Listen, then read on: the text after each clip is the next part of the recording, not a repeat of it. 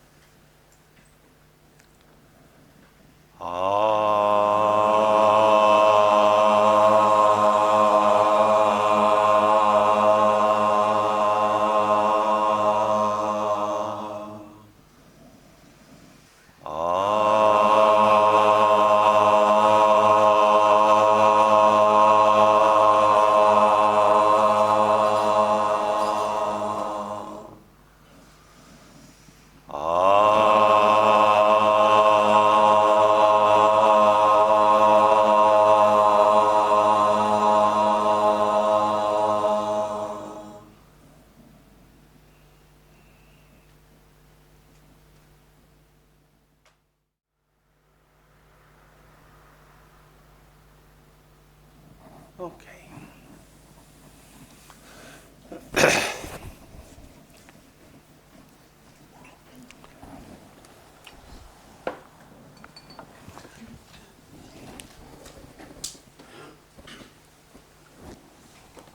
So we can continue looking at the preliminary practices. And I'm discussing them in a general way because people here come from different backgrounds, different lineages, and so if you're doing a practice like the Nundro, you have different texts. But the principles are the same for all of them.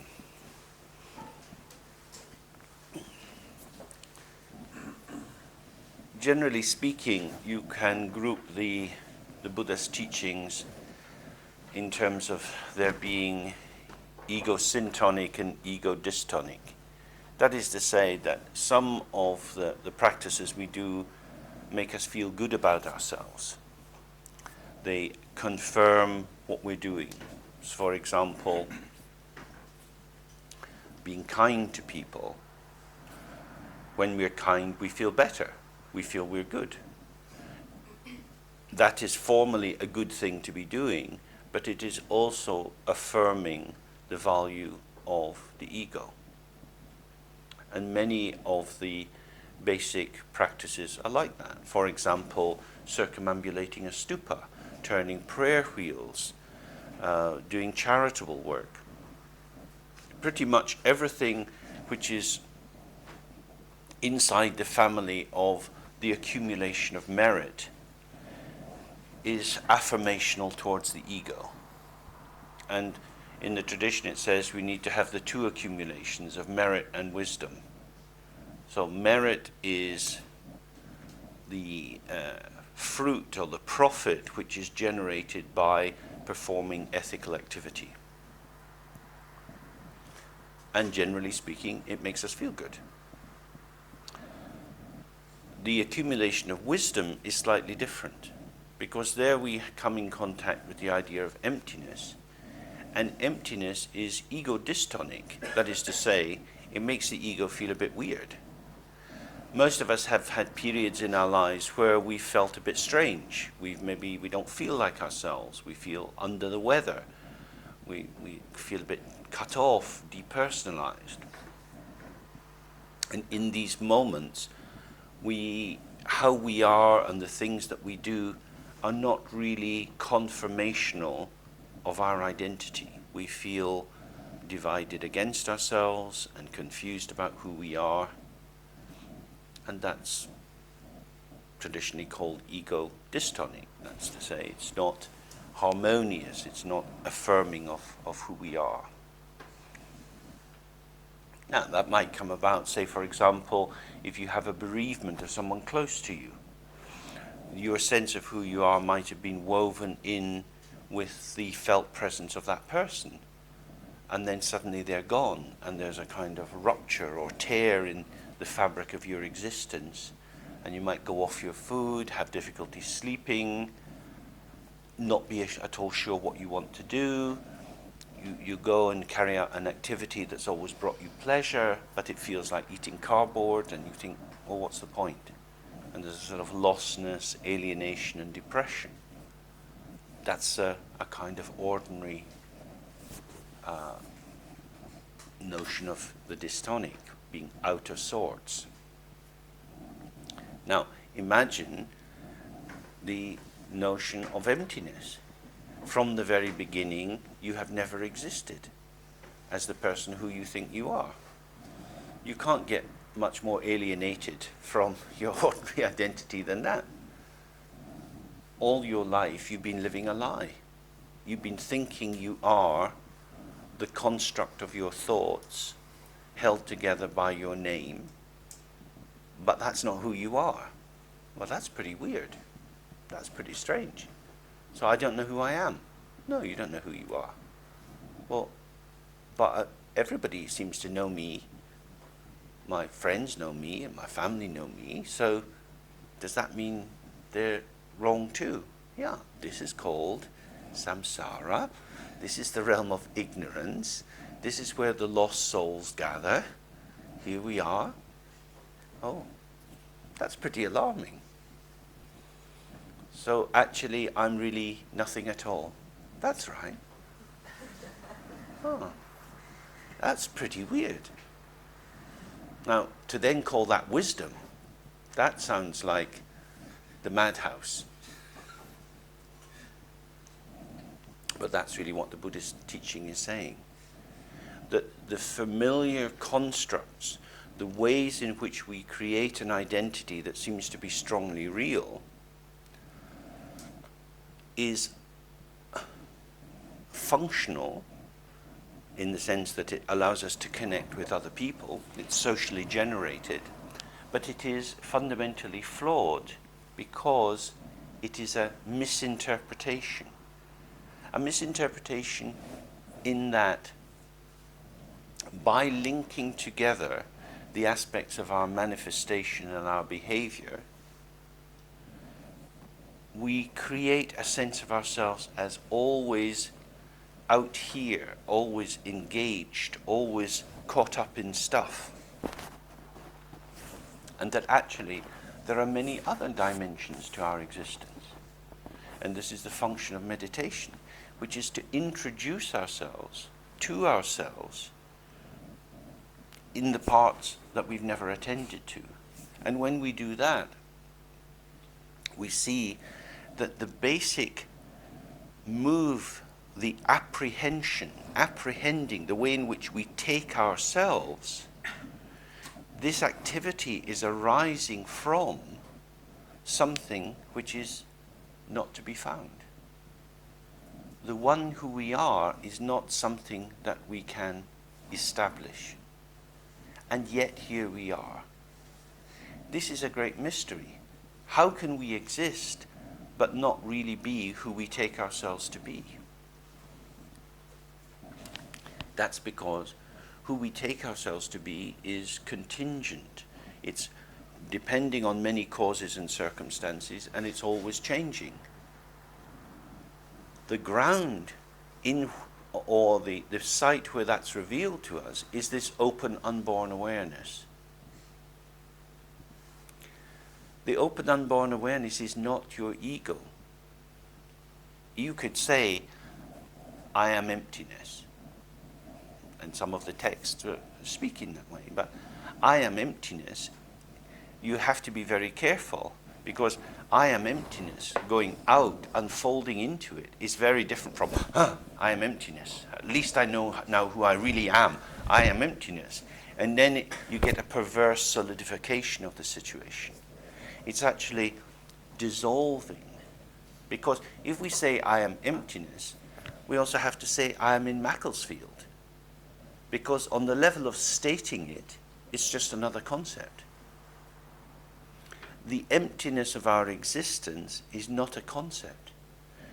This is why we have to do practice again and again, because not only are we unfamiliar with these open dimensions of being, the unformed, ungraspable, radiant nature that we are, but when we get close to them, we pick them up as if they were familiar substances.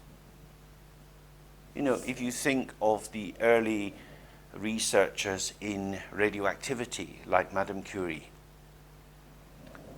The substances that she was dealing with were very, very dangerous.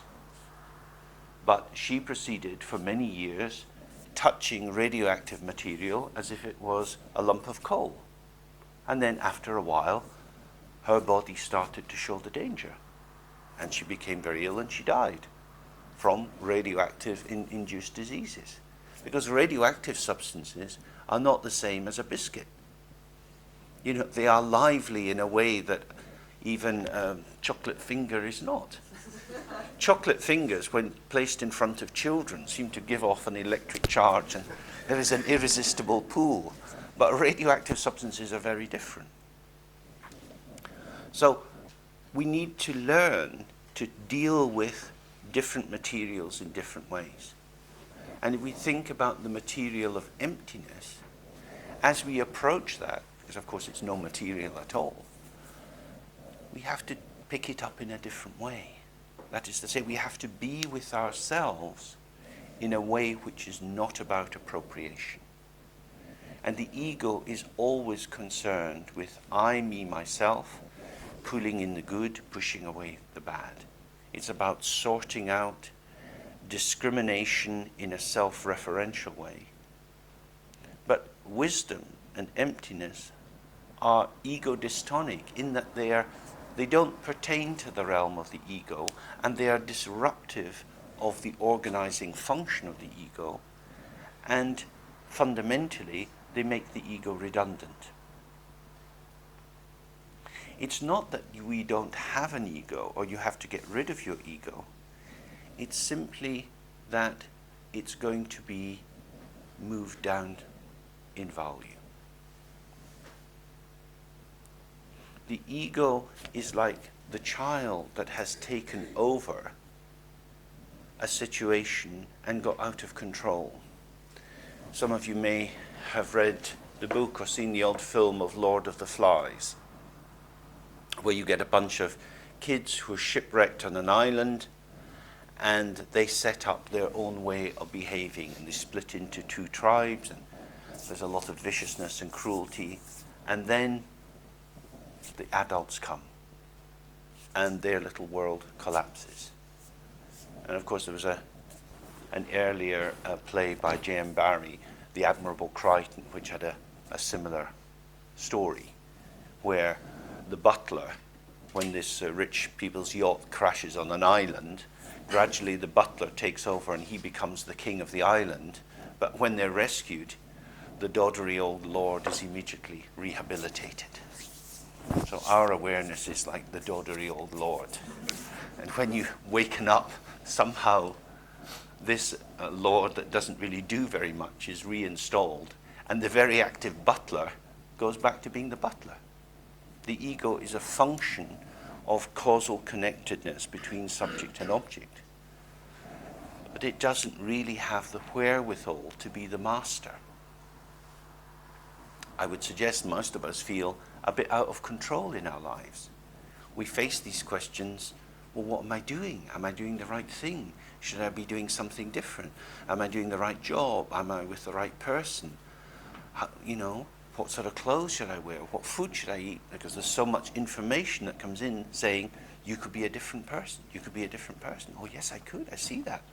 So who will I be? How would I ever know? This is the problem of the ego being placed in charge of this existence. We're trying to work it out. We're trying to do problem solving to something which is actually a mystery. And the mystery is about the integration of form and emptiness. That all forms are actually empty, and so they're beyond being grasped as this and that. Instead of trying to control the forms, by seeing the form as part of emptiness, it reveals itself as an energy, and so you're working with the energy. And things become shining and dull and exuberant and then quiet, and all sorts of movements occur. And you're just pulsing with that. And inside that, if somebody says, well, who are you? What would you say? No. All you could say is, well, this is what I'm doing today. But we live in a culture where we feel required to give a true account of ourselves. And now that we'll have iris recognition and we'll have our fingerprints everywhere and DNA testing, the big computer will always be able to tell us who we are. But that's scary, but it's not so new, because we've all got a small computer in our head that's always been doing the same thing. We're always giving a little printout about who we are, and we believe it. So the ego dystonic aspect of meditation practice is to go beyond self-referencing, self-evaluation, relying on, believing in the stories we tell ourselves, to experience the naked immediacy of life as it reveals itself, which is an interaction of subject and object. Traditionally that's called non-duality. It means that how I am and how the world is are forming together. I don't exist apart from it, but I am absolutely always implicated in everything that's going on. So, in relation to this next aspect, the practice of Dorji Sempa or Vajrasattva, it's about purification. And purification is very important, as we started to look yesterday, because the name Vajrasattva, Vajra means indestructible, and Sattva simply means being or existence. And a Vajrasattva is therefore an indestructible mode of existence. Now, what we were looking at yesterday is that all the aspects of our lives are very destructible. Our youth passes away. Last year's summer holidays are just a distant memory. Christmas is gone. All the various kinds of identity that we have are changing all the time. Sometimes we feel healthy, sometimes we feel a bit sick. We feel happy, we feel sad. In that sense, our ordinary being, our ordinary identity is highly destructible. On this level, as personality, we are very, very far away from being Vajrasattva. What would it mean to be an indestructible being? Vajra traditionally refers to emptiness. Now, emptiness again is the absence of inherent self-nature. That is to say, there is nothing truly present as an essence, as a self-defining essence in any phenomena. This is something to study again and again. You know, whatever Dharma center you go to or books that you read, it's so important to return to the Heart Sutra, to commentaries on the Heart Sutra, and to join with others in really trying to analyze and see this. Because it's the one thing which distinguishes Buddhism from all other readings, apart from a few Hindu schools, which are very similar. But it is a radically different orientation. It is the truly ego-dystonic part. It's the part that says, yes, improving yourself, becoming a better person is very important. Developing virtues, kindness, generosity, endurance, and so on. These are very important. But all of these qualities are empty, and the one who develops them is empty, and the ones on whom they are enacted or with whom they are enacted, they are also empty too. These are called the three circles. Self is empty, other is empty, and the connection between the two is empty. So, I'm talking just now. My words come out of my mouth.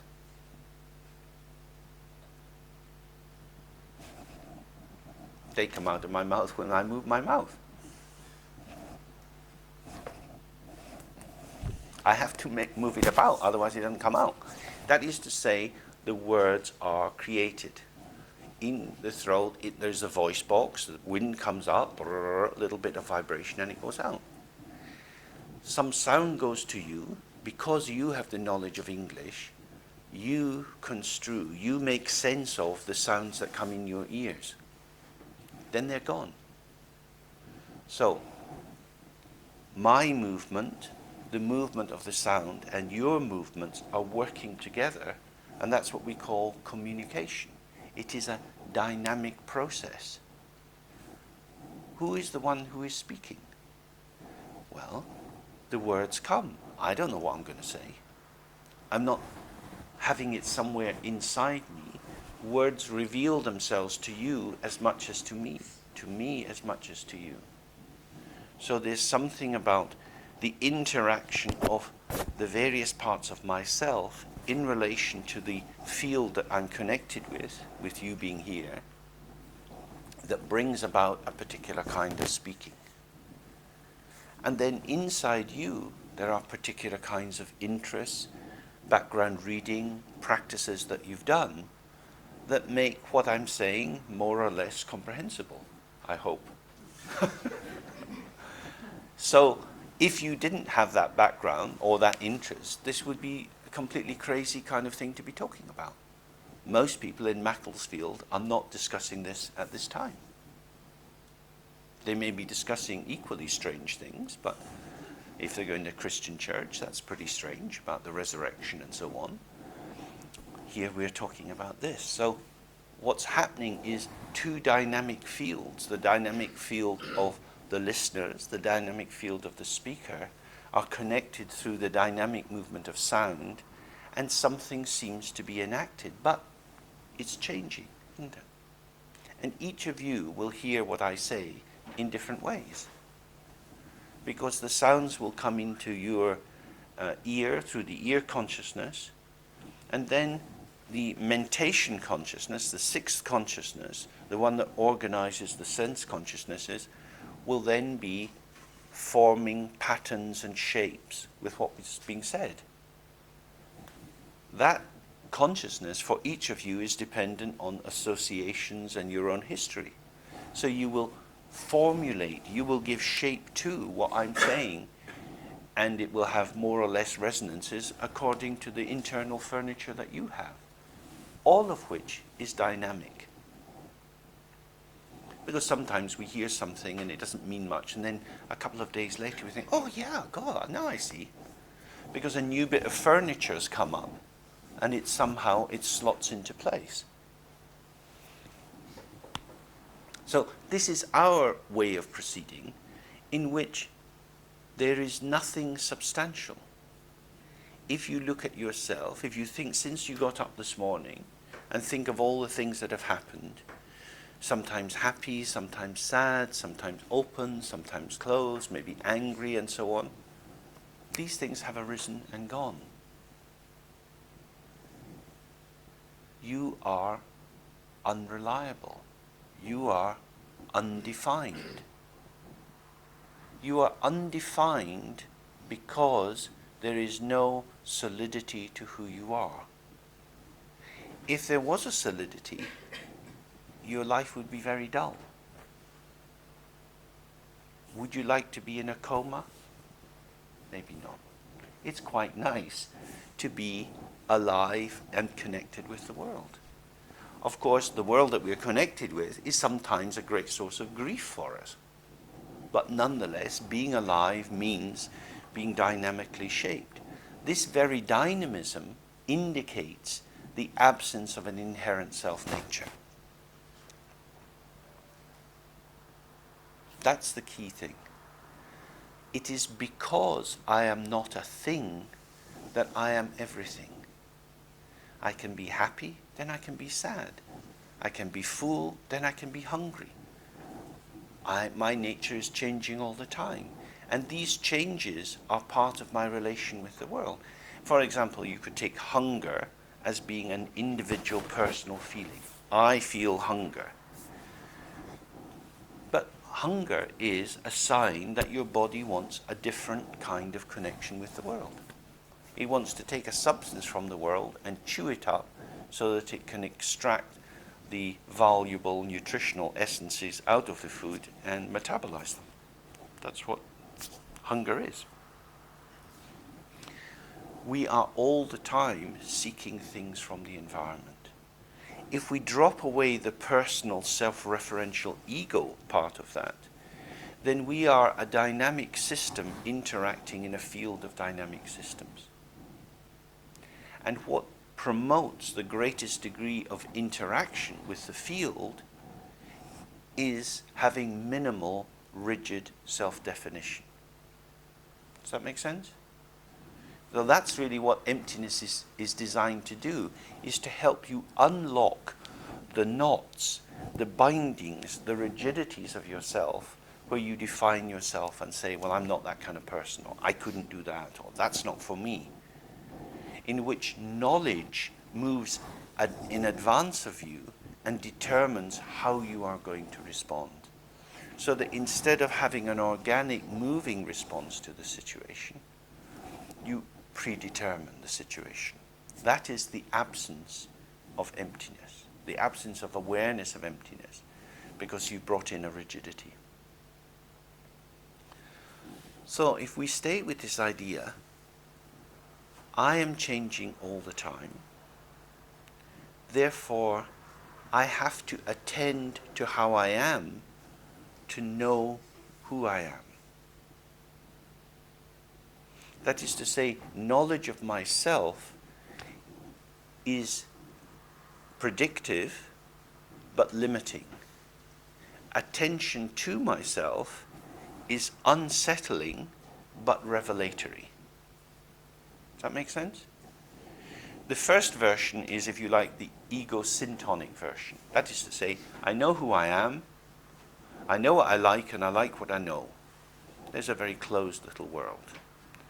So under all circumstances, this is the kind of tea I like to drink, this is the kind of coffee I like, this is that.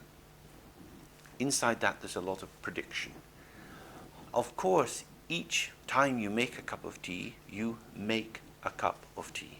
That is to say, it's a dynamic process. You cannot escape from dynamism. Dynamism is all there is. But if you've got a strong narrative storyline, a highly stitched together set of concepts, they will confuse you and bewilder you and delude you into believing I'm always the same person. PG tips for me, I don't like that Thai food. PG tips. People are like that. Especially with cigarettes. People like their familiar cigarette, the exact taste of it. Or if they drink beer, they might like their particular pint. Because that's me. When I get that taste now becomes a confirmation. Hits the spot, just what I wanted. So familiarity becomes like the gentle touch of the mother's hand on the baby's face. It's a soothing, reassuring thing. The world is just as it is. And will there be honey for tea? Of course. So, if we try to move away from that, it doesn't mean that we're going to lose out. You can have exactly the same thing. Understanding emptiness doesn't mean that you have to give up on things. It's simply that you're more startled by the world. Your gaze and your experience is more fresh. If you're not taking things for granted, that is to say, if you're not feeling entitled that things will be as they are, then you live with the gift of the world. Moment by moment, we have this gift. What a wonderful thing. Then you have gratitude. Gratitude is a very, very, very important transformational experience. You have it in every religious tradition. You have it in traditional psychoanalysis, particularly through Melanie Klein. She wrote very movingly about the real breakthrough that can occur when people awaken to gratitude. Because so many people spend a lot of time feeling hatred and blame. I was robbed, I didn't get the childhood I wanted, the world hasn't given me the opportunities I need. Many of these things may be true, but it does give us daffodils and blackbirds and clouds and winds and many, many, many, many, many things. It also gives us our depression, our anxiety. Now there's a gift. Did we ask for it? No. So it's a gift. Our problem is that we don't know how to receive that gift. what is this depression? If you're alive into your depression, it will reveal something to you. It will reveal the nature of attachment, which is the fusional thing in which you are caught up in it. And then it will reveal its self-liberation as it changes and passes away. The same with pain, the same with misery. All of these experiences are dynamic. So, purification is to recognize the absence of inherent self-nature in ourselves and in others. Emptiness is itself the great purity. Because there is no true essence, there is nothing that can be defiled. For example, I have here a mug with some water in it. Now, I could put some ink in this, and then it would look a different color, and I might not want to drink it because I think, oh, I don't usually drink dark blue substances. So, the purity of the water is dependent on it being protected from other factors. We know very well water can be contaminated, and we know that in many countries it's very difficult for people to get pure drinking water, and that it's a major cause of infant mortality because it brings diarrhea and all sorts of other conditions.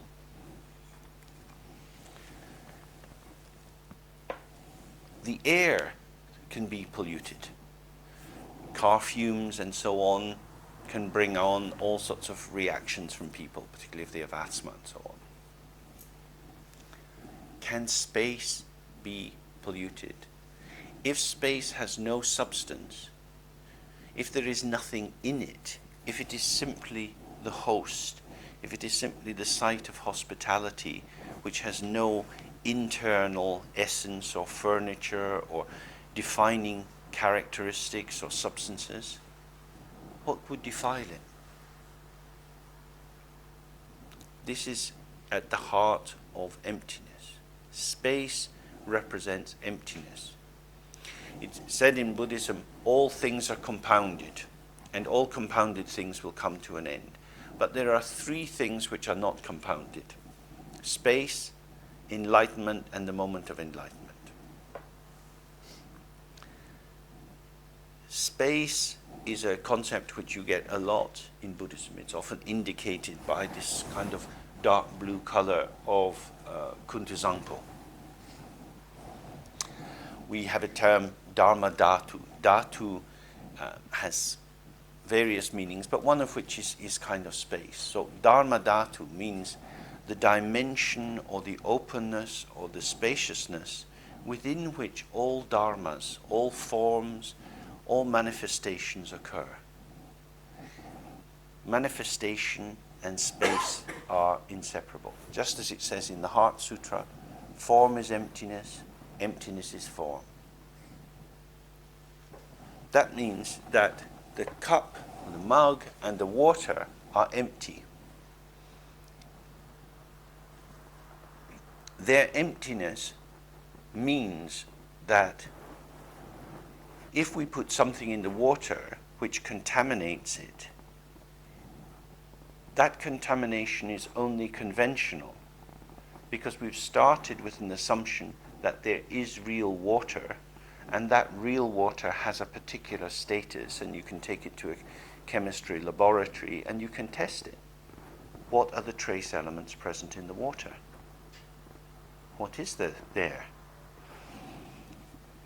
Then you see the contamination. But in terms of emptiness, there is never any contamination.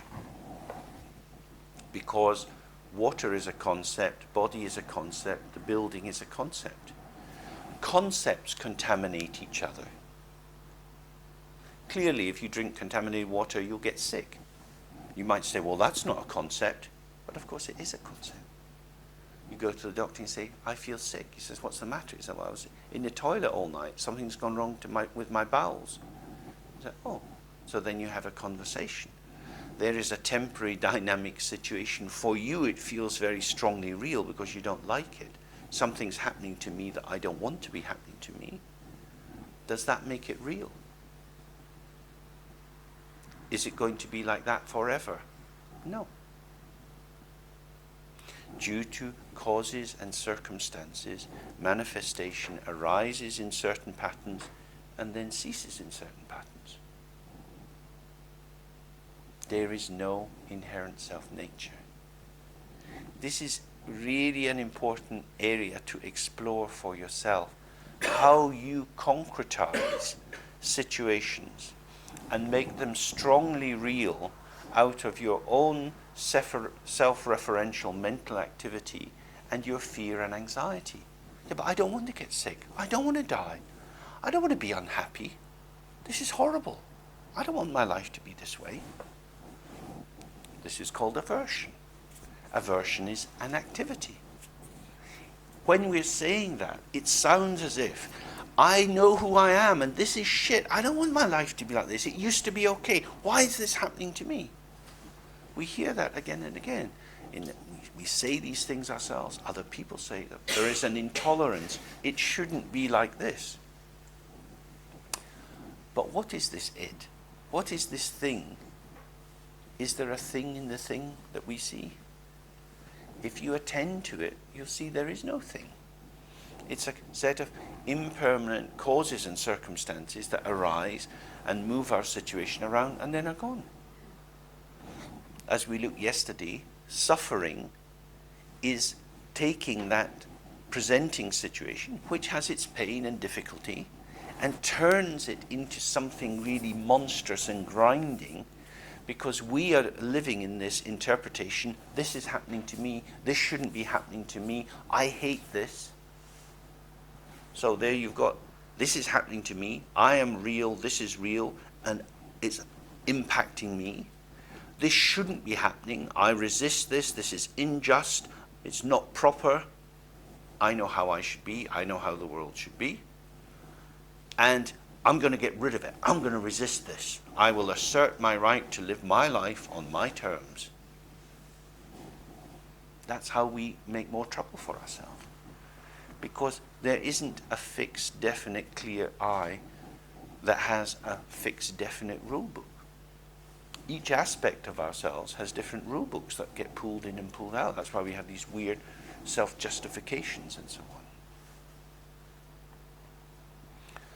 So, the impermanence of the self, the absence of inherent self-nature in the self, means there is no real concrete identity. So, if you do a bad thing, that exists as an energetic turn. That's what karma is. It's a particular tendency. A tendency is not a thing.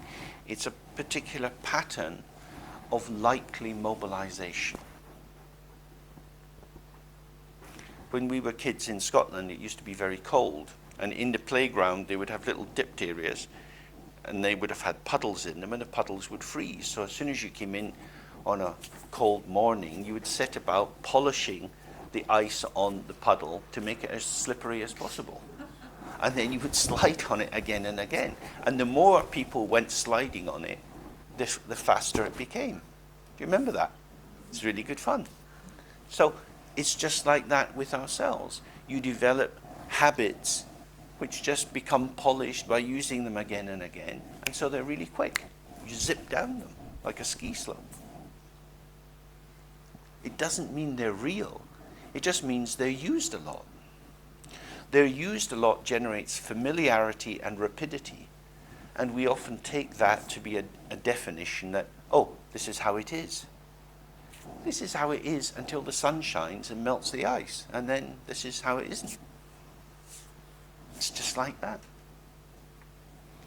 This is why, on a relative level, learning to do the analysis of causes and circumstances is very important. Many, many traditional Buddhist teachings on that. The questions of King Milano, going right back to the, I think, 3rd century AD, but especially now with this Vietnamese teacher, Thich Nhat Hanh, he's taught many, many times about dependent co-origination.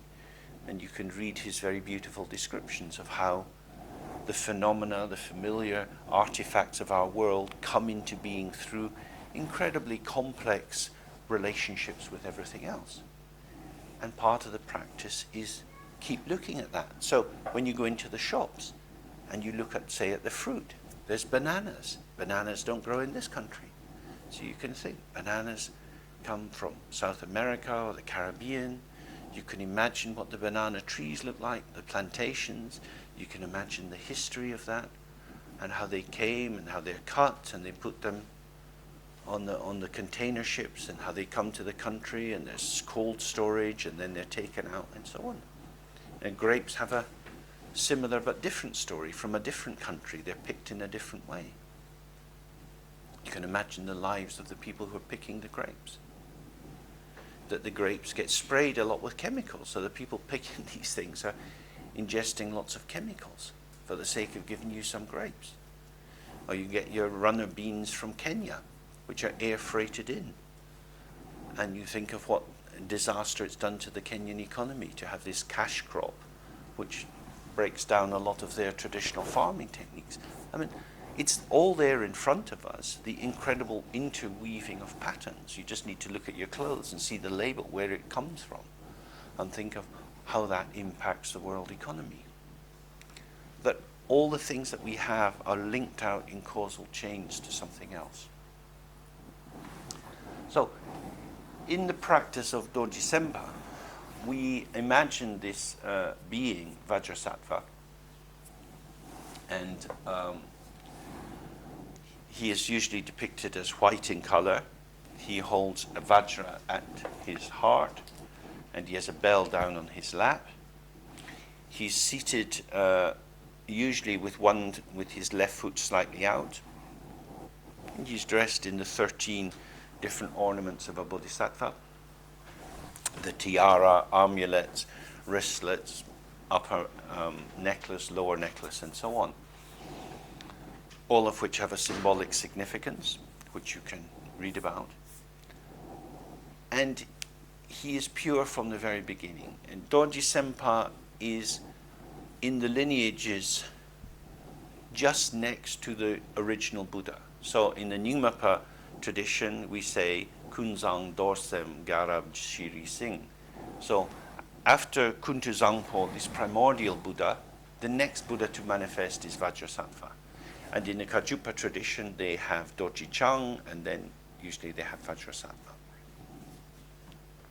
Because Vajrasattva represents the immediate power of the purity of the Buddha nature.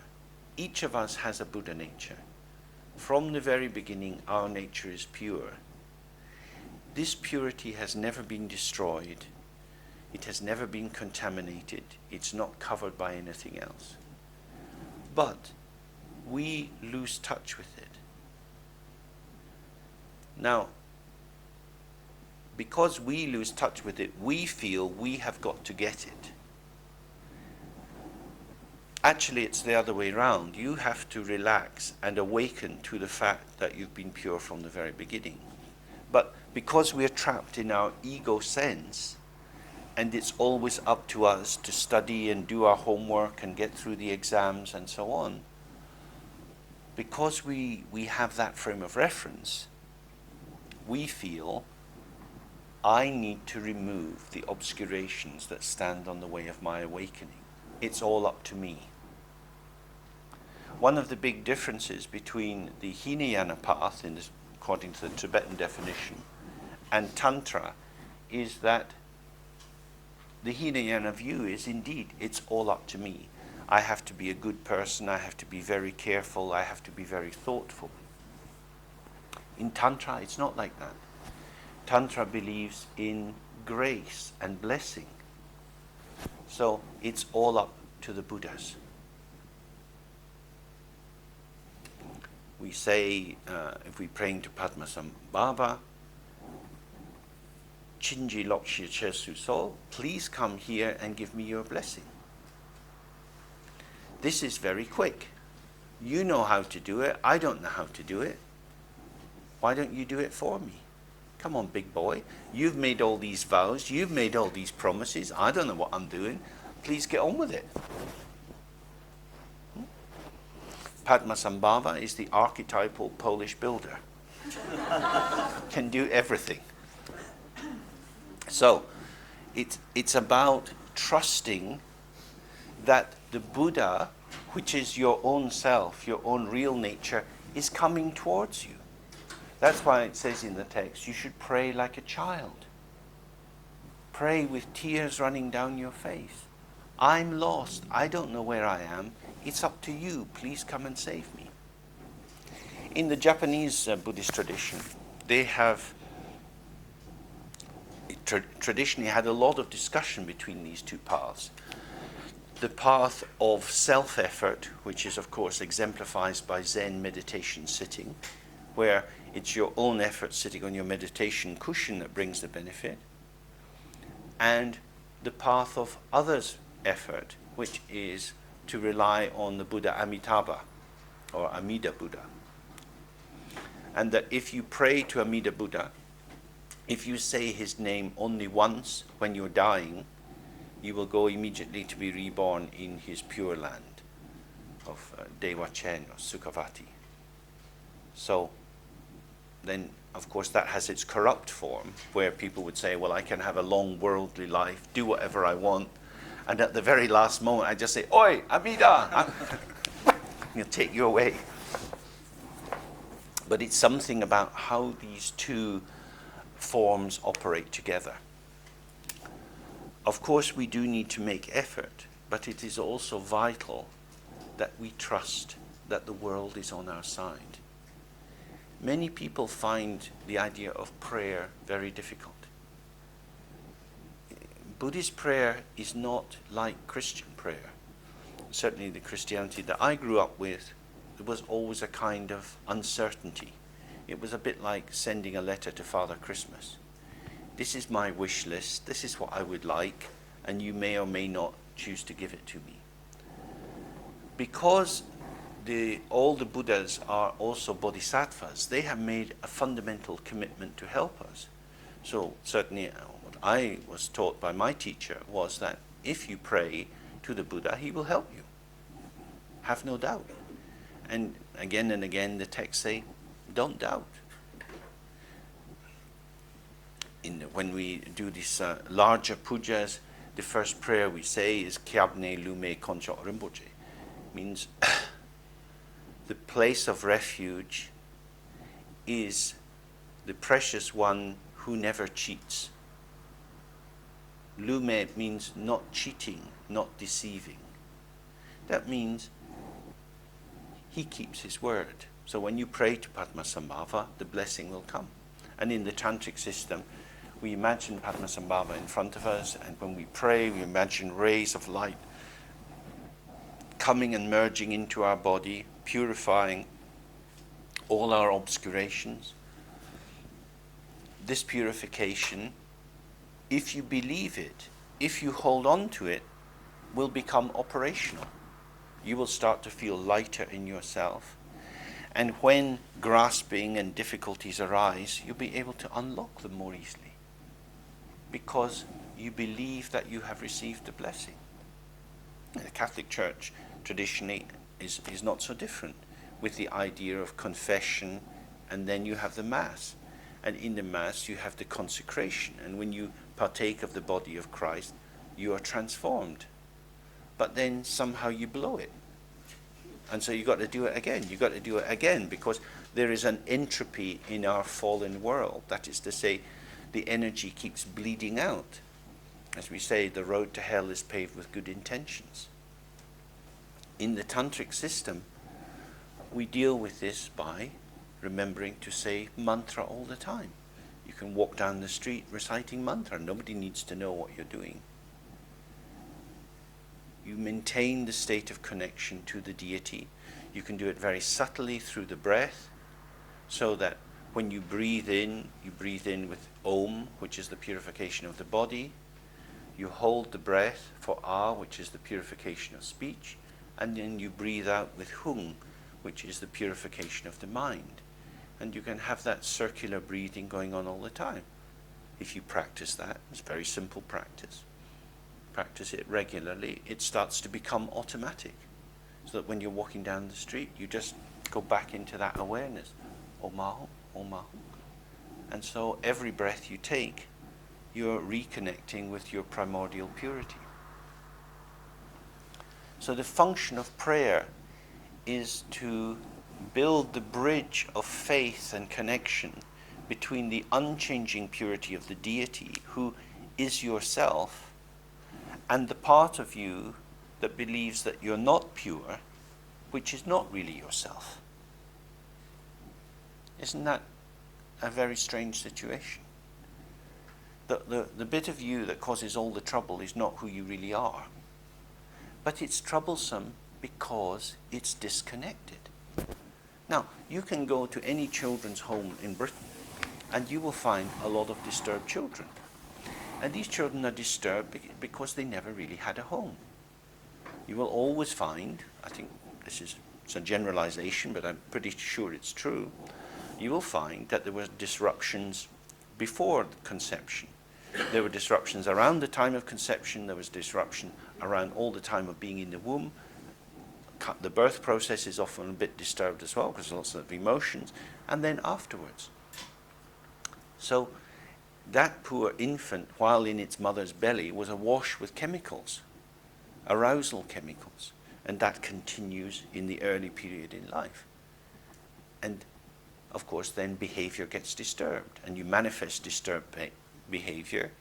Social services come in, maybe because they see the parents are behaving very badly, and the child's then in care. In care, people who are giving the care may well be good-hearted, but they are on shifts, and they have their own lives. And the child is not the center of their existence. And so the child's longing for the infinite welcome is not given. And this creates disturbance. And that disturbance feeds more disturbance and more disturbance. You could take this as a metaphor for what happens in the Buddhist account of ignorance. We all live within the Dharmadhatu. The Dharmadhatu is also the womb of the Great Mother, of Prajnaparamita herself, who is the goddess that represents emptiness. But we forget this. We become cut off from our mother. And losing this umbilical cord of rainbow light, which feeds our true nature, we become desperate. We become confused. And it's all up to us. So how are we going to protect ourselves? By stealing and biting and telling people to fuck off and causing trouble. That's what we do.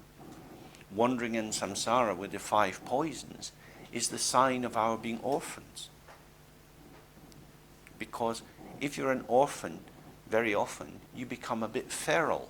You become like a cat that has moved away from the domestic, because you don't have a domestic situation. You have an institutional situation. And in that, as a wild creature, you desperately try to get whatever you can.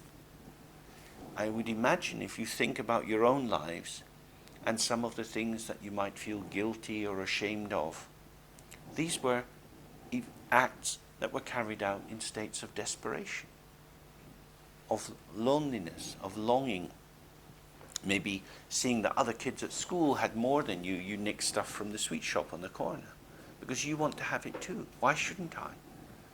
Why don't my parents have as much money as other people?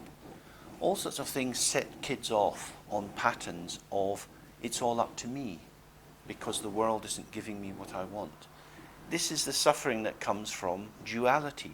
Subject and object become separated, and we're desperately trying to coerce the world to give us what we want. But we're out of kilter. We don't understand how the world works, and so we bang into it. And of course, the more you bang into it, the more you get flooded with chemicals. The frontal lobes aren't working very well. You can't process what's going on. You're rushing with adrenaline, cortisol, and so on, and you misconstrue what's going on. This is what samsara is. Endlessly being out of kilter, out of balance, longing for things, projecting solutions onto situations that don't work. So, when we start to practice the tantric preliminaries with Dorji Sempa, we are making a connection back to our own nature. Dorji Senpa is not just some pure deity, he is ourselves. Dorji Senpa is our father, our mother. Although these gods show sometimes male form, sometimes female form, they're neither male nor female, just as we are not truly male or female. We have a particular genitalia and particular cultural development in terms of gender identity, but we have the potential in all directions. So when we do the practice of Dorji Senpa, we imagine he's seated on the top of our head, sitting on a lotus with a sun and moon disc. In some traditions, just a moon disc. He's white in color, and we start to say the mantra. The mantra is the way of activating the energy of the deity. The mantra represents the speech function, and speech is the energy of activation because it's connected with the wind, and the wind element moves everywhere and connects everything. So we can say the short mantra, Vajrasattva Hum, or the 100-syllable mantra. And as we recite this, we imagine that from Dorji Senpa's body, pure fluid, dutsi, that the essence of the destruction of all demons, that is to say, emptiness itself. All demons, all the things which frighten us, all the corrupting elements of the world are also empty. But we don't think they're empty. If the door suddenly burst open here and someone came in with a gun, we would probably not be having as our first reaction, welcome Mr. Emptiness. We'll be thinking, shit, what are you going to do? This is terrible. This is very dangerous. So, why would that be? Because fear is a very deep and powerful experience that we have. We immediately concretize situations. So, in the Tibetan tradition, there is an understanding that demons, demonic forms, strongly real forms, forms which seem completely terrifying, have emptiness as their nature. So when we see the statue there of Padmasambhava and he has a skull cup in his hand, what's inside that skull cup is this dutsi or amrita, which means the liquid of immortality. Now, immortality is emptiness. If you understand emptiness, you will be immortal because you will no longer be linking your identity to this transient form which you have at the moment, but you'll be resting in the open awareness which is present with whatever is arising. So, we recite the mantra, and out of Vajrasattva's body, this fluid comes down through the top of our head, through this Brahma opening or the fontanelle on the top of the head, and comes down filling our body. At that point, we imagine all the limitations of our existence, all the bad things we've done, whether it's thoughts, feelings, sensations, and so on, activities. We imagine that all of that is pouring out of our body. Usually you visualize it as coming out of your anus, pouring out in the form of soot, scorpions, dust, and so on. And it falls into a crack in the ground and goes down into the center of the world and gets burned up. In some traditions, they imagine that there is a demon there who is eating it all. That's just there are different traditions. But generally speaking, in the traditional island, we just imagine it goes down into emptiness. So all this defilement is moving out of your body, and your body is gradually being filled up with this pure, radiant, empty light.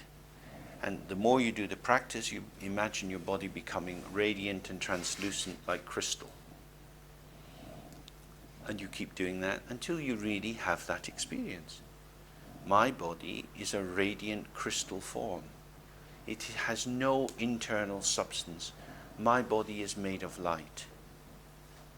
When you look at your body, light is what you see.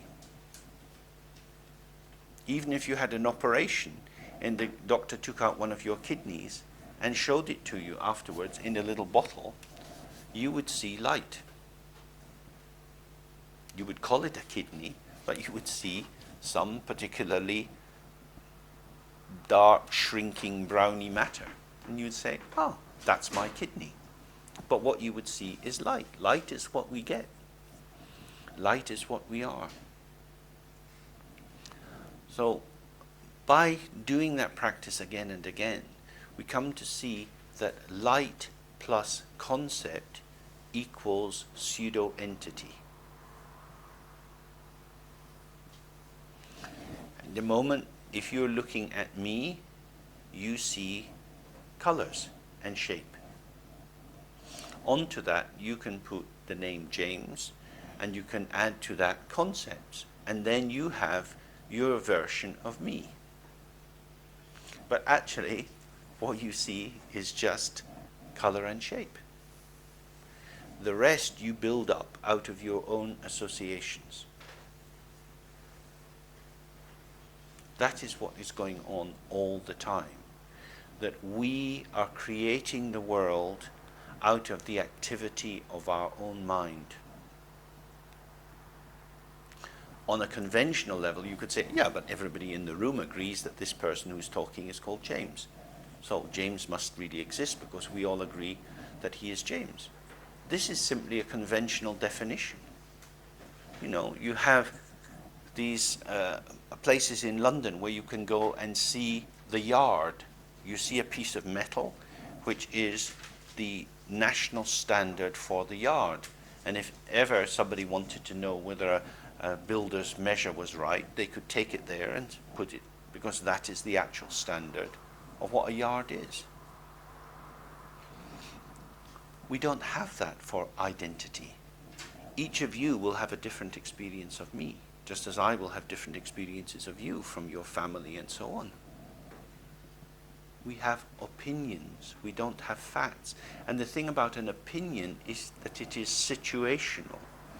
It is connective.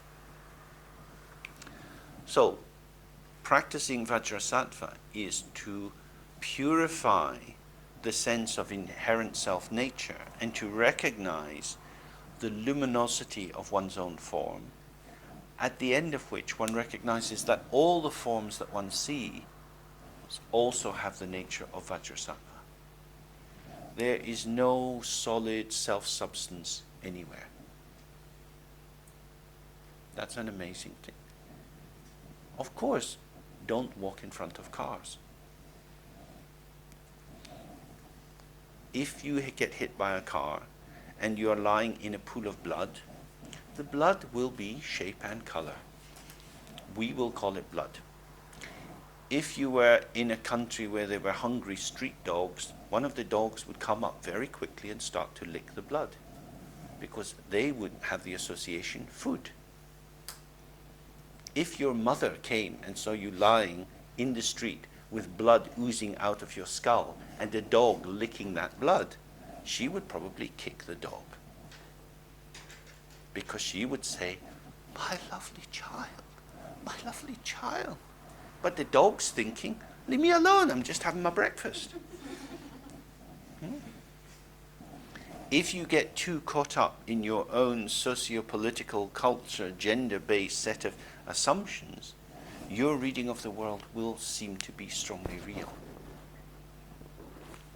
Creatures from different dimensions will experience the same event in very different ways.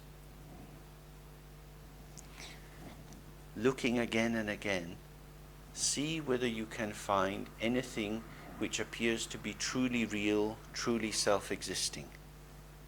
This is a major practice. Check out everything. Check out electricity, gas, motor cars.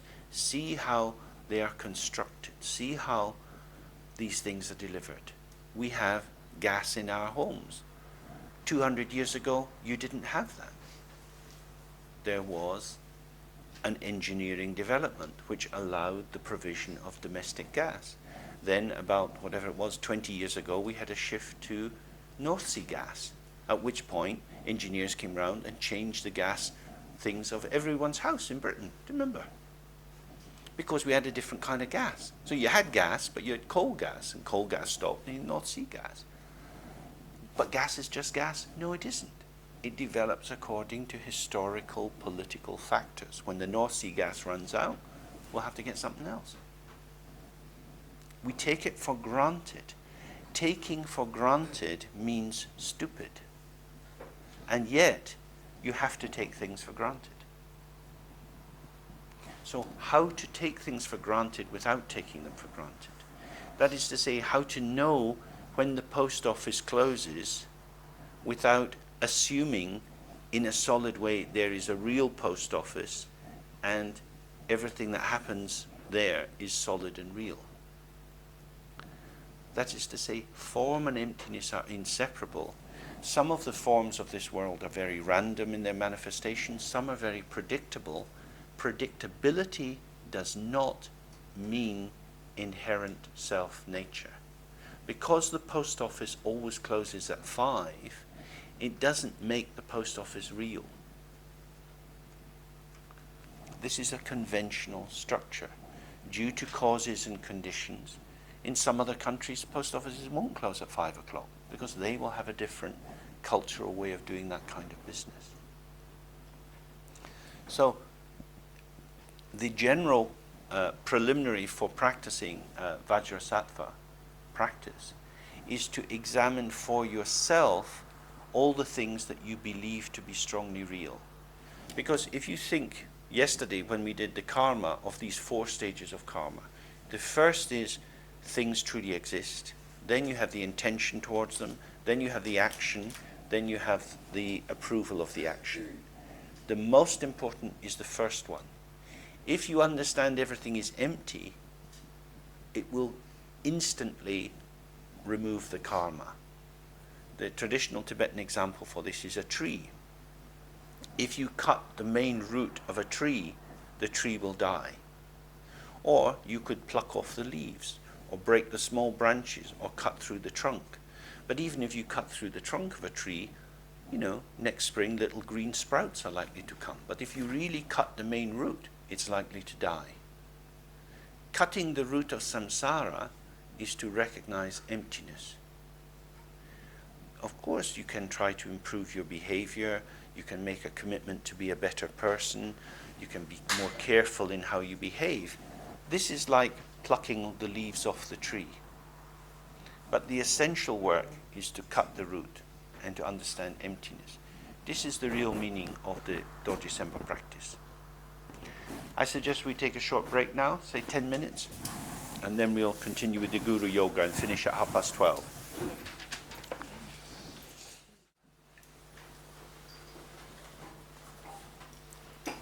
Okay.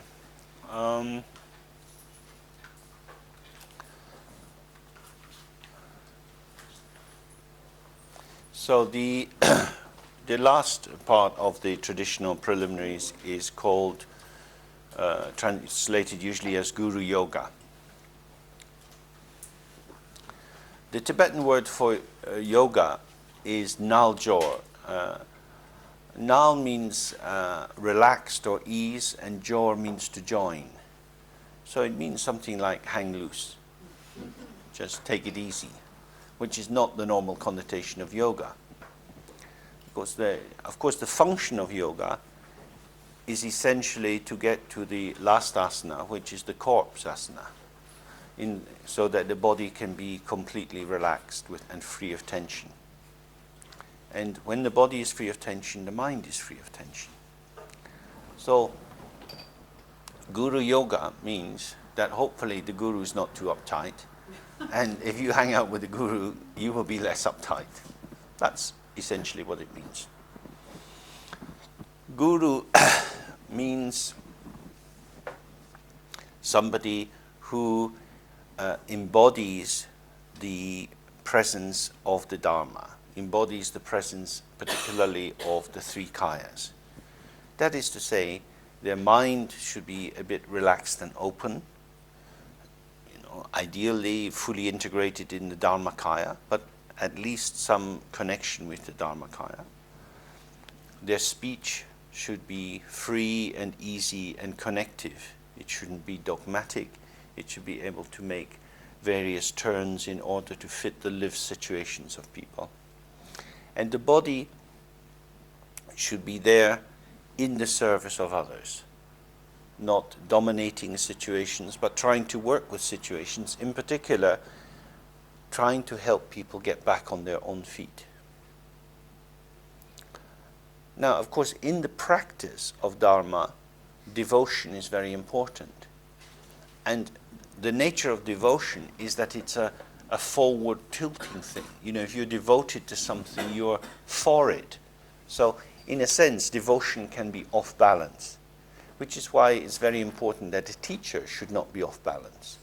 Because the teacher needs to work with the off balance or the positive projection or the transference of the student without also getting off balance. And through being off balance, you get to rebalance. That's the essential thing. Devotion without a meditation practice is probably not very helpful, because it's essentially a projective function in which we say, this is wonderful, this is wonderful. For example, every now and then in magazines like Woman's Own, you get articles about people, usually women, who have devoted their life to collecting artifacts connected with Queen Elizabeth II. They have plates, they have mugs, they have commemorative vases of all kinds. They have stacks of magazines and books. And they know everything about Queen Elizabeth. They know her birthday, the names of all her aunts, and so on. They have great devotion to Her Majesty the Queen. The benefit of this is it gives them something to do between birth and death. They will not themselves become Queen Elizabeth II. Should they, on the basis of all their thoughts and reflections on Queen Elizabeth II, imagine that they are indeed now Queen Elizabeth II, they are likely to be sectioned. In Tantra, it's not quite the same. You may have in your house many books on Padmasambhava. You may have statues of Padmasambhava, and you may say, privately or with a few discreet friends, I am Padmasambhava. And they may say, I'm glad your practice is working well. You won't be sectioned. Because you can become Padmasambhava. You can't become the Queen, because the Queen exists as an entity protected by all sorts of state legislation, and she had bodyguards and so on. Padmasambhava is not like that. Although you can see him in some of the mandalas with many doorkeepers to the mandala and ging and all kinds of fierce people all around him, these are not really bodyguards. He says, come, come, come. There is always a welcome from Padmasambhava. So, identification with the deity and identification with the teacher go in the same direction. Devotion needs to have a practice, though. If you think that the teacher has some particular qualities, the important thing is to use that for yourself. Praising people and thinking that they are very nice is okay, but it's very low-level activity.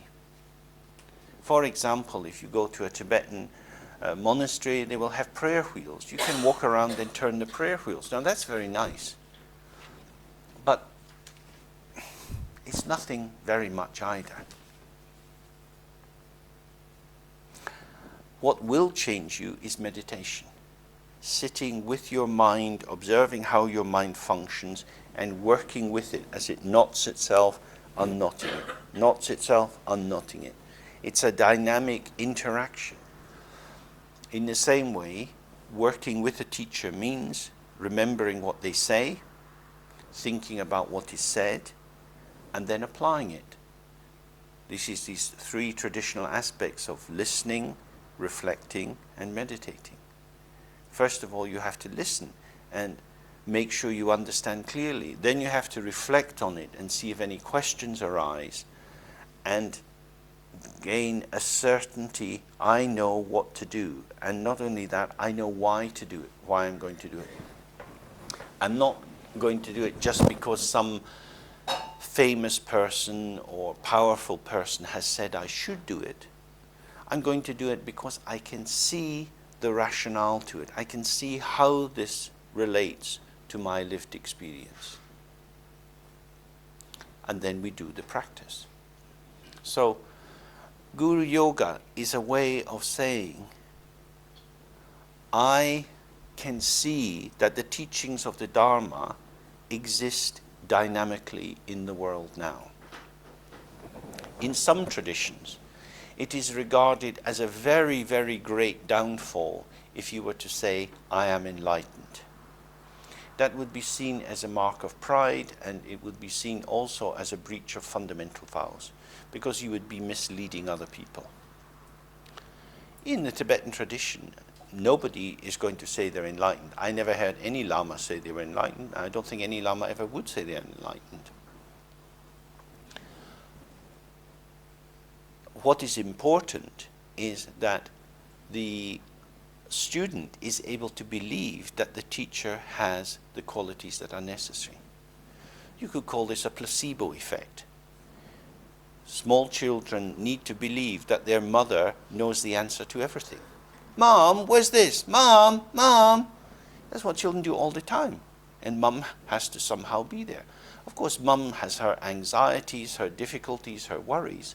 But in relation to the child, it's very important that she is a reliable presence. Because the child is making use of the mum, but the woman who is the mum is not just the mum. It's very important, though, not to become too disruptive. That is to say, when teenagers start to become very suspicious of their parents, that brings about a fundamental rupture in the cocoon of safety woven in the idealizing fantasy about the parents, which is preparing them to move on into later life.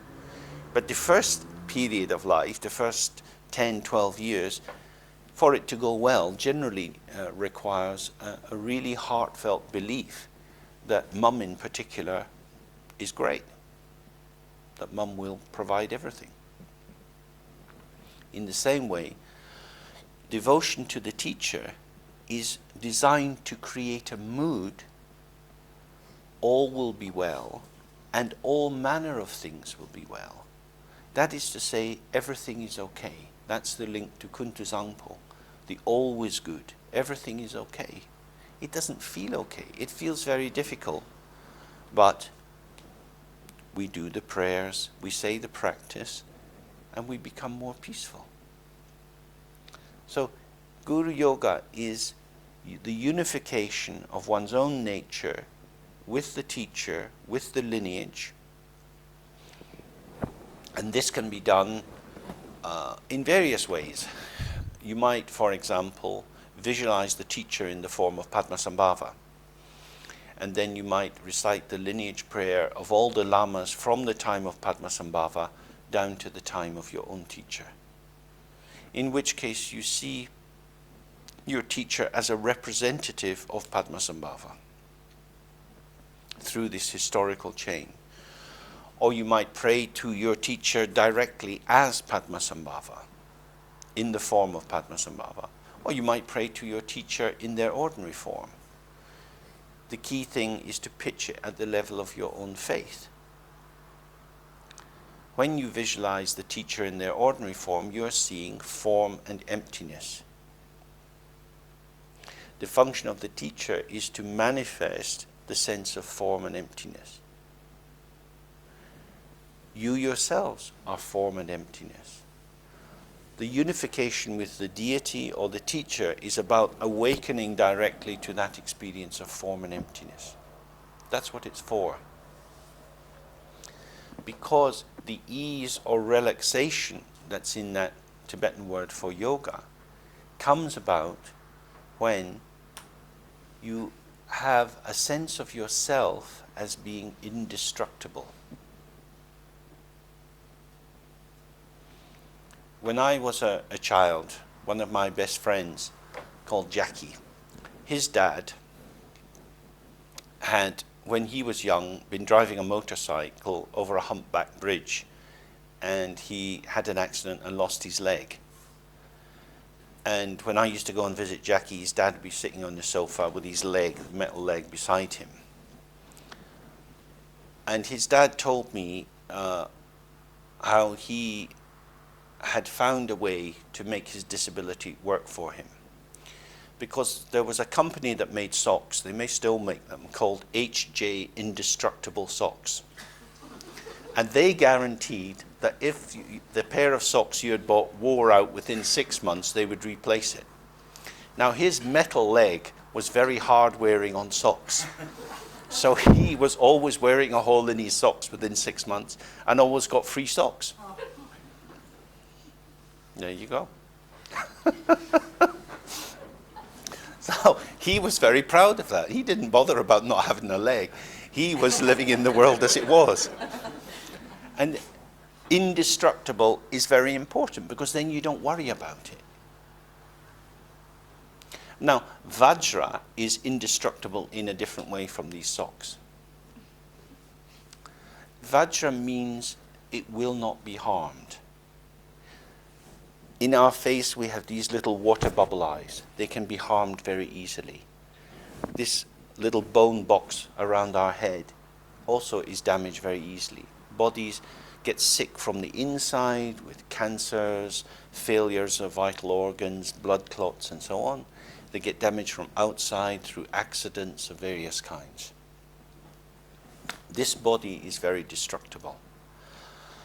But the nature of the body as form and emptiness, the luminosity, the natural radiance of the body is indestructible.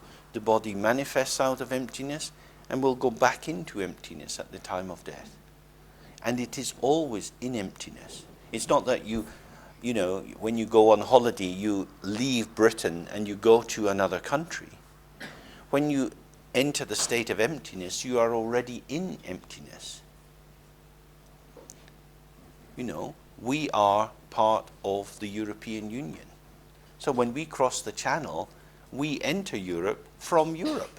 Of course, we don't really believe that at all, do we? Britain is Britain. But actually, we are Europe. So it's like that. Europe goes to Europe. You are in emptiness and you do the practice so you become more aware of the emptiness that you're in. So when you do the meditation practice, in Guru Yoga, you recite the prayers, you visualize the teacher in the form, say, of Padmasambhava, and at the end of the practice, this form is on the top of your head. You're imagining this body is made of light, and all these representations that we see, we should visualize them as completely translucent, a bit like a stained glass window. The light's just passing through them. They have no internal self-substance. Here's Padmasambhava on the crown of our head, and he's dissolving in light, turning in like a ball until it's a small ball about this size of rainbow-colored light, and we imagine it coming down through the crown of our head into our heart. But our body is already full of light. It's full of light because we've been doing the Dorji Sempa practice, but also while you're praying in the Guru Yoga practice, as you pray to Padmasambhava, you imagine that rays of light are flowing from his forehead, his throat, and his heart into you, purifying all the obscurations of the body, obscurations of speech, obscurations of mind, so that gradually your body is full of rainbow-colored light. White light, then red light, then blue light, and then the light of the yellow and green as well, which means the 5 wisdom light is completely pervading your body. So when this ball of Padmasambhava comes down into your heart, it's a ball of light within a body of light. Then your body collapses, just very gently turns in and merges into that ball of light. Now there is only one ball of light. You have no other focus of attention. Nothing else in the universe exists. Your attention is completely in that. And the ball gets smaller and smaller and smaller and smaller till it vanishes. Then there's nothing. All your attention, all your presence is just nothing. You have no body. There is no self. There is no other. There's just emptiness. And you rest very gently in that state. And then gradually thoughts, feelings, sensations start to arise. Where do they come from? Only from emptiness. There is nothing but emptiness. In that moment, the whole world is transformed because you see there is only the radiance of emptiness. In the state of just emptiness itself, the mind and emptiness are inseparable. This is called Rigpa, or awareness, and Tongpa, emptiness, joined together. Then the manifestation starts of the thoughts and feelings, and they're coming and going. They have no internal substance, and you see them just as the energetic flow of the mind. This is called Saltong, or clarity and emptiness. And then at the end of the meditation, you get up with your body and you move around in the room, make a cup of tea, whatever. This is appearance and emptiness, Nang Tong. And you continue in this way. Everything is empty, everything is light. All the sounds that you hear are the sound of the Guru's voice, or the sound of mantra, sound and emptiness. All thoughts that you have, memories, hopes, fears, this is the mind of Padmasambhava. So you don't need to do anything with it. It's pure because it's Padmasambhava, therefore trust it. You don't have to work out what it is. Yeah, but how can it be like this if it's from Padmasambhava? Please don't bother. If you become a detective investigating things, you are saying, I am the measure of all things. Not true. You are a peanut. As a peanut, you should be very small and quiet. Don't be too busy trying to make sense of things. Stay relaxed and open. Just trust. And if you stay in that state, it will start to show itself. Gradually, the Dharma teachings will make sense. Oh yeah, it's like that. But if you step outside and you investigate, your world will just become very small again. So that's really at the heart of what the Guru Yoga practice is.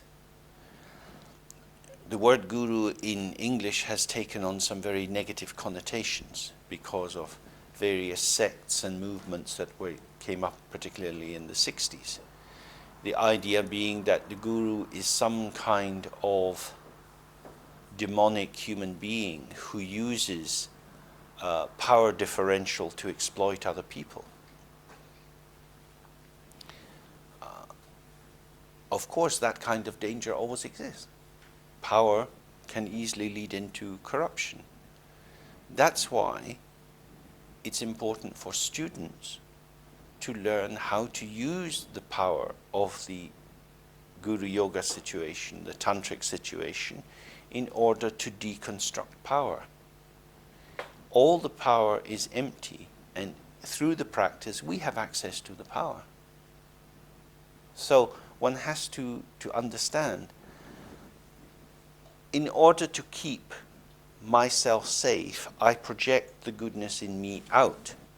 Basic Kleinian splitting. Split the good and the bad, project the bad out so that it's safe and won't contaminate me, or project the good out so that it's held safe somewhere else. If you're doing the yoga practice, we do exactly that kind of splitting. We say, at the beginning of the practice, I'm a useless person, I'm wandering in samsara, I don't know anything, my mind's always confused, please help me. You, Padmasambhava, have all these qualities. You have radiance, you have enlightenment, you understand everything. I am completely stupid, you are completely wonderful. So you're creating, through this practice, a great tension. There's a kind of dramatic tension. Mr. lost Mr. Found. It's like little kind of love advert in The Guardian. Mr. Love seeks Mr. Found. Mr. Lost, in search of something.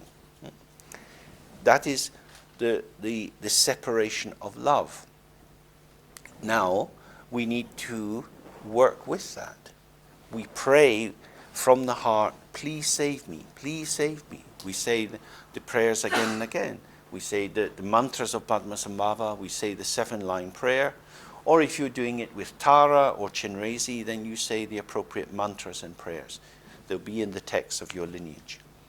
But the key thing is to have the longing, so that when you come to the end and you're doing the visualization of the deity melting into you, this is all you want. This is all you've been longing for. This is salvation itself. And in that way you practice non-distraction.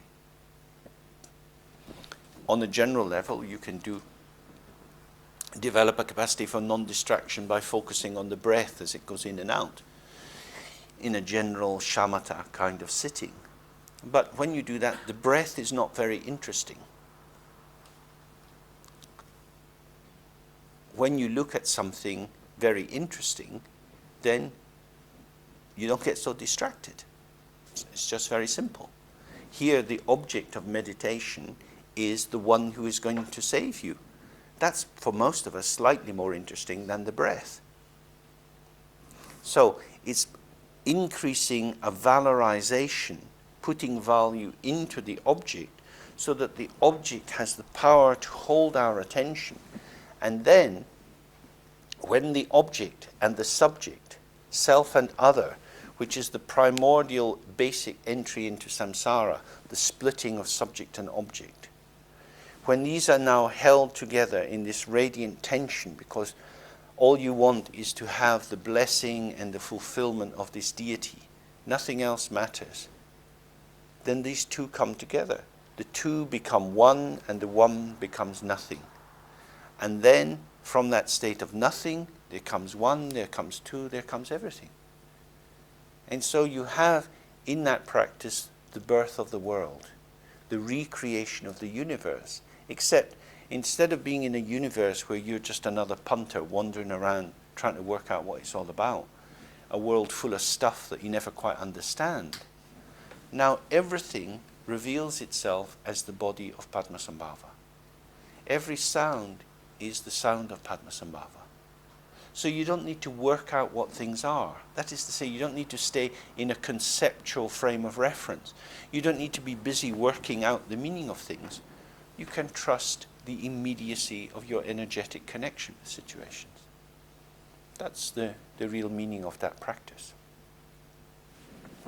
So see if you have any thoughts or questions about that.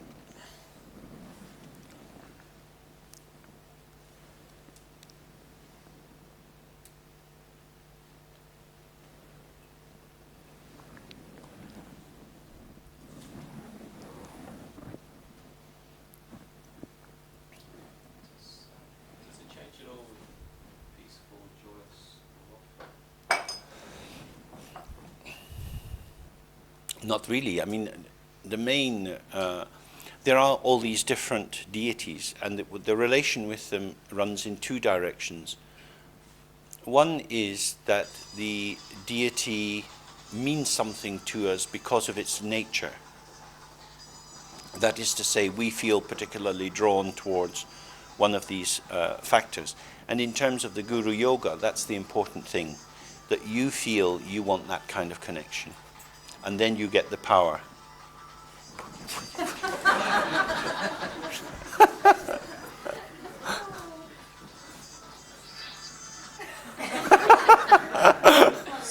Lovely. Nice music.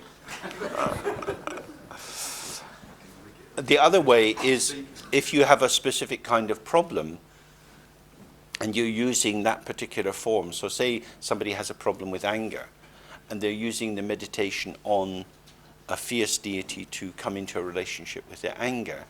They may not feel, they may feel some anxiety about it because they're not very grounded in it.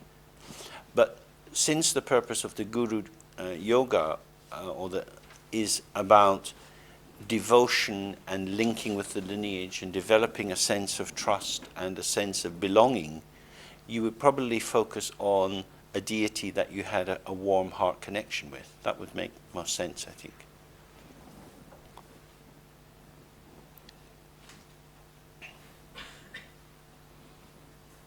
Yeah. You've talked quite a bit about trusting in that it's sort of fresh, spacious experience. I'm just wondering if you could say a bit more about what that is and what it isn't.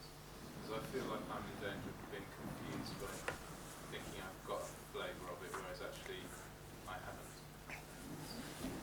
I can sit here and have thoughts bombarding at me and get a few moments of space, but I don't think that's what you're talking about.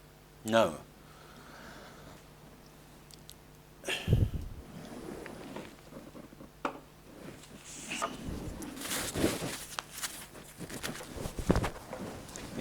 There's something going at you because I'm here and you're there, right? If we are somewhere, we are going to feel this.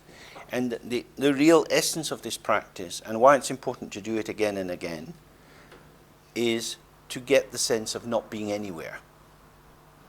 In the Mahayana tradition, the definition of enlightenment is the enlightenment or liberation or nirvana which doesn't rest anywhere.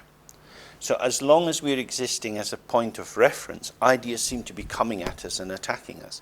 And of course, when you're in your most external form in the world with other people, that is happening. However, it's only happening if we are strongly identified with this form. Awareness is not the same as the ego. Awareness is not something inside your body looking out. Awareness is a field phenomena. My awareness takes the whole room in at once. That's why when we do the meditation, we sit with our eyes open, because we're including the world, the other, and ourself at the same time.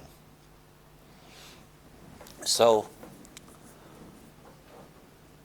that point where this ball of light dissolves down and down to a point, when you stay in that, if you get just some little flavor, there's nothing at all. Now, probably immediately something arises, maybe the sensation of your back or your shoulder, and you think, oh, this is me, and then everything's standing in relation. At that point, keep relaxing. Stay with the point that seemed fixed, the point that showed me, oh, this is me again. It will go. It will go. Now where am I? Oh, I'm this. Now you get pain in your ear. Now you get this. Now you get that. Now you hear something outside. Each of these is being grasped at as the definition of who I am. The key thing is to stay with the energetic quality, which is arising and passing, arising and passing. It's transient and therefore cannot be true, but it's saying something definite. It's saying, this is me. Now, if you believe this is me, you've got something solid, but it's gone. So that's how we get cheated. We believe in a logo. We believe in a set of associations which say identity, value, meaning moves through time and doesn't change.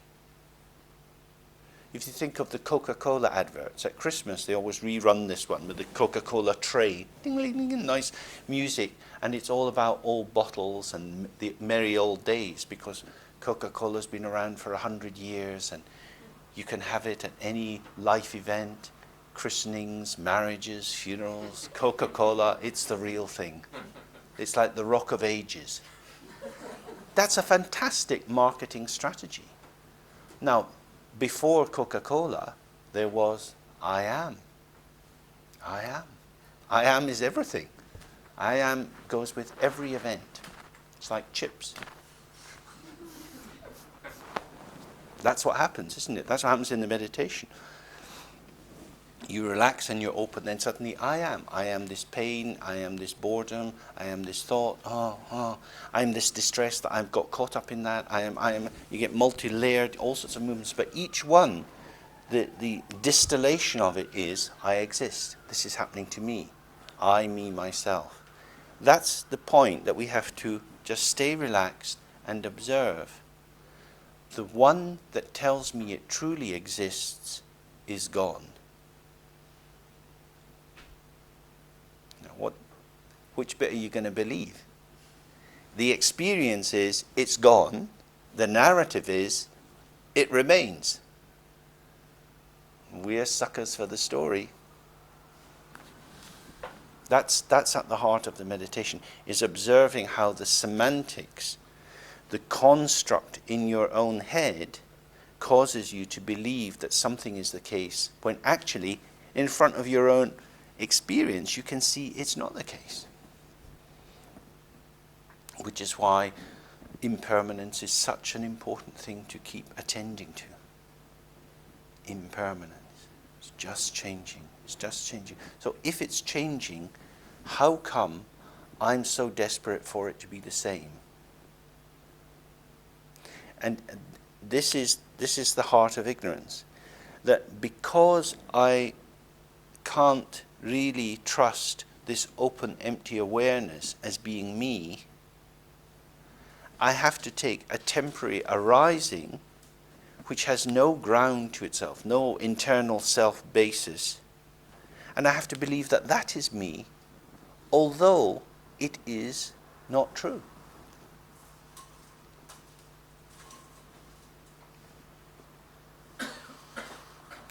It's exactly like being a refugee or traveling on the road. When I was young, I spent a lot of time hitchhiking in Africa and Asia and so on. And I still have the habit, if I'm walking down the street and I see a bus shelter, I always check out, is there a bench in it? Hopefully I'm not going to have to sleep there at night. But I'm always looking for places where I could sleep, just because it became a habit. So there's something about being on the road. You get used to working out what's what. Tramps really have a sense of where you get free food, or they look for newspapers or this or that, because they've got a sense, I have to make my own home. And that's what ignorance is. We've lost our primordial ground, and we're these sort of homeless squatters. We're always looking for something to shack up with. And we do that with any thought, any port in a storm. And then it's gone. So we do it again, and we do it again. And each time, this is my home, this is my home, this is my home. Wherever I hang my hat, there's my home. Wherever thought arises, that's my home. That's who I am. And that's the point where samsara and nirvana split. Because if in that moment you relax and you think, oh, this is my energy playing a game, this is just the dynamism of my own nature, then you can enjoy all that elaboration.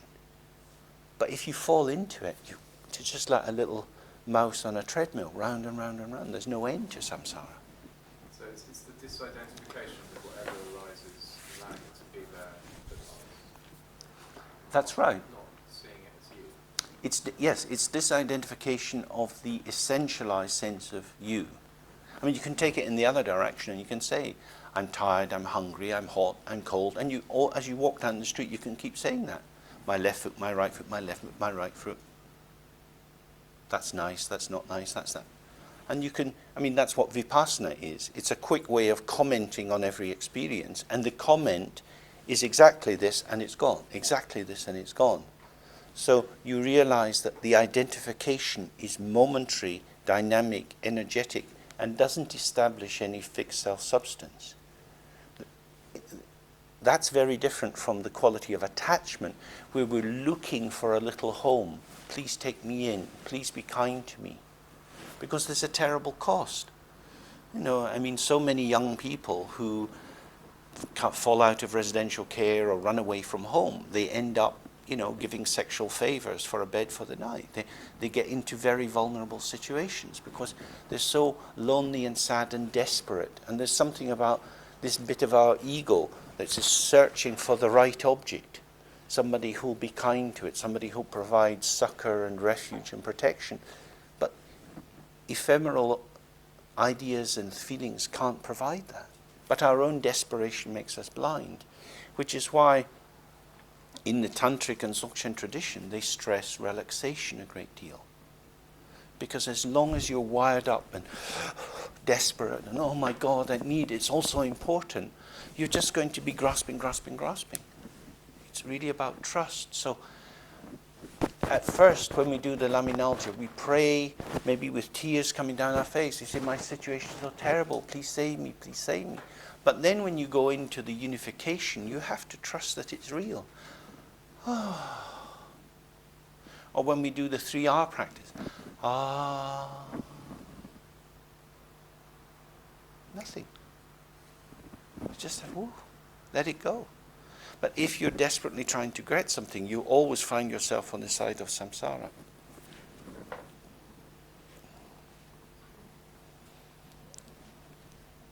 Any last thoughts or questions? Does the teacher in Guru Yoga have to be living in somebody you've met? No, I mean, you could do it with Padmasambhava. I mean, the real importance of having a living teacher is to get away from the solipsistic notion that you can do it for yourself. Because the heart of the teaching is non-duality, which means the non-separation of self and object, if it's all up to self, you ain't going to get to non-duality. So when you meet with real people, it's a bumpy ride, it's a bit messy.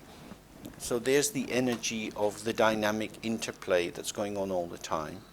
But behind that is the openness. So it's the mirror as empty, the mirror as full, and then the movement. So engaging with real people gives a flavor of that. Because you could just sit in your room and have this idealized version, but then it'd be difficult to take it out into the world. Okay, shall we do a final practice with the 3R?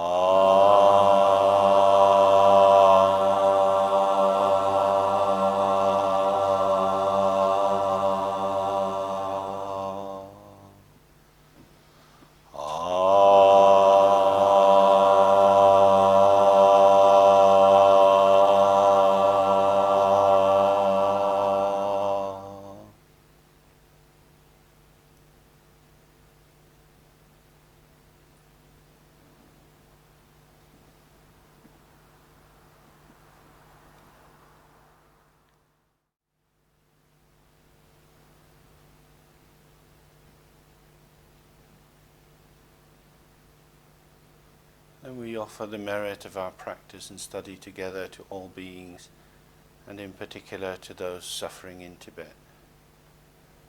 Gewan di nyudu da ujen lama drujune drowa chi chamalupa dei sala ke pasho.